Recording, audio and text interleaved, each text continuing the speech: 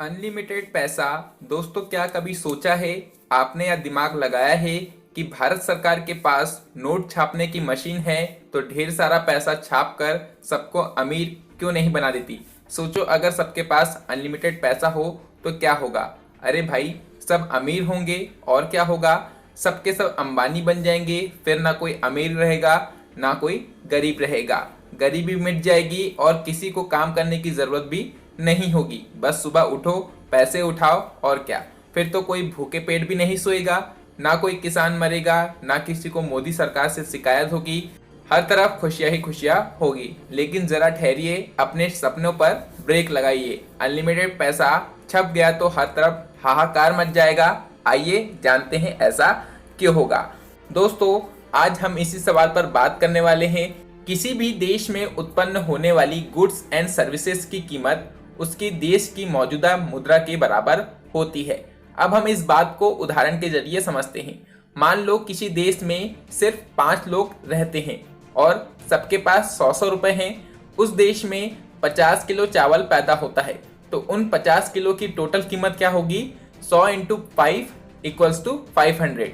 पर यदि हम लोग मान ले कि देश में नोट छापने की मशीन है और खूब सारे नोट देश ने छाप दिए, तो अब सबके पास 1000 रुपए हैं। तो अब उन 50 किलो चावल का टोटल मूल्य 1000 × 5 करेंगे हम तो 5000 हो जाएगा। जहां पर 50 किलो चावल की कीमत 500 थी, वह बढ़कर 5000 हो गई। यह उदाहरण भी आपको समझ नहीं आया होगा, तो चलिए और विस्तार पूर्वक हम इस बात को समझते हैं। सरकार जितना नोट छापेगी उतनी ज्यादा महंगाई बढ़ेगी।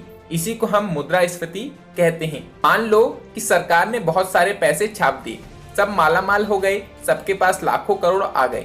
जब हम मार्केट में साबुन खरीदने जाएंगे तो उसकी कीमत 50 रुपए होगी। दुकानदार भला आपको कम पैसे में यह साबुन क्यों देगा? वह भी तो पैसे कमाने बैठा है। तो इससे दुकानदार की भी तो लालच बढ़ेगी। धीरे धीरे सबकी कीमत आसमान छूने लगेगी। साबुन से लेकर हर जरूरी चीज के दाम आसमान पर होंगे। 50 रुपए का साबुन 500 रुपए में बिकने लगेगा। कच्चे माल से लेकर तैयार माल तक सभी वस्तुएं मिलेगी, लेकिन उनके दाम जो है यह हमें ज्यादा चुकाने पड़ेंगे। दोस्तों, इतिहास में 2 देशों ने ऐसी गलती की थी। चलिए उनके बारे में बताते हैं कि यह गलती उन्हें कैसे भारी पड़ी थी। सबसे पहला उदाहरण है जर्मनी का।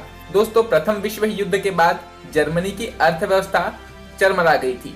युद्ध की जरूरतें पूरा करने के लिए जर्मनी ने बहुत से देशों से कर्जा ले लिया था, मगर युद्ध में हुई हार के बाद वह कर्ज नहीं चुका पाया। जर्मनी ने सोचा कि हम खूब सारा पैसा छाप कर अपना कर्जा उतार देंगे।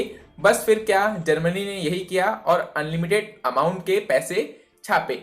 दोस्तों, नतीजा यह हुआ कि जर्मनी की अर्थव्यवस्था पूरी डगमगा गई, क्योंकि वहां की मुद्रा का अवमूल्यन हो गया। महंगाई इतनी आसमान छूने लगी, जिससे जर्मनी की अर्थव्यवस्था पे बहुत बड़ा प्रभाव देखने को मिला।